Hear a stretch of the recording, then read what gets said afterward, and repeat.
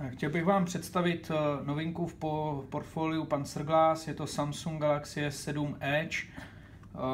Proč vám to chci představit? Je to kvůli tomu, že samozřejmě ty zahlí sklíčka fungují maličko jinak než ty standardní, takže bych vám chtěl ukázat za prvé, jak se to sklíčko lepí, a za druhý následně funkcionalitu, že ta věc prostě funguje.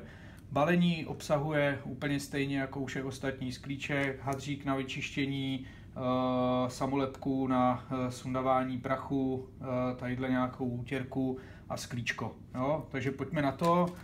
Nejdříve je potřeba pořádně ten telefon vyčistit, především hrany a ty strany, protože tohle sklíčko nepřilne úplně celým povrchem, nemá tu silikonovou vrstvu a lepí se právě především na těch stranách, takže ty strany toho telefonu musíte mít opravdu důkladně očištění, odmaštění, aby to sklíčko mohlo dobře přilnout. Pak je důležité ho pořádně očistit, hezky do sucha, ať tam nikde zase nemáte žádnou prachovou stopu. V momentě, kdy to máme, tak přistoupíme k lepení. Tak, já myslím, že můžeme být spokojení.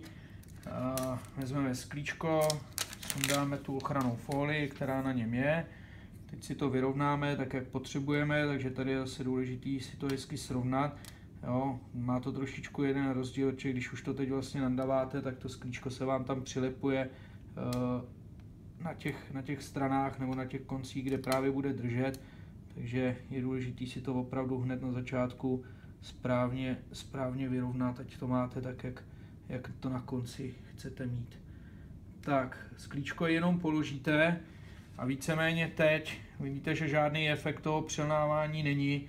To sklíčko si chytnete tadyhle uprostřed a jdete dotlačit ty strany, protože ty strany jsou to, kde nám to nakonec přilne k tomu telefonu. Takže aby byl prostředek hezky přichycený a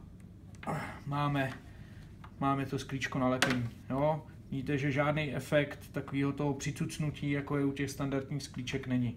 Tak, telefon je vybitej.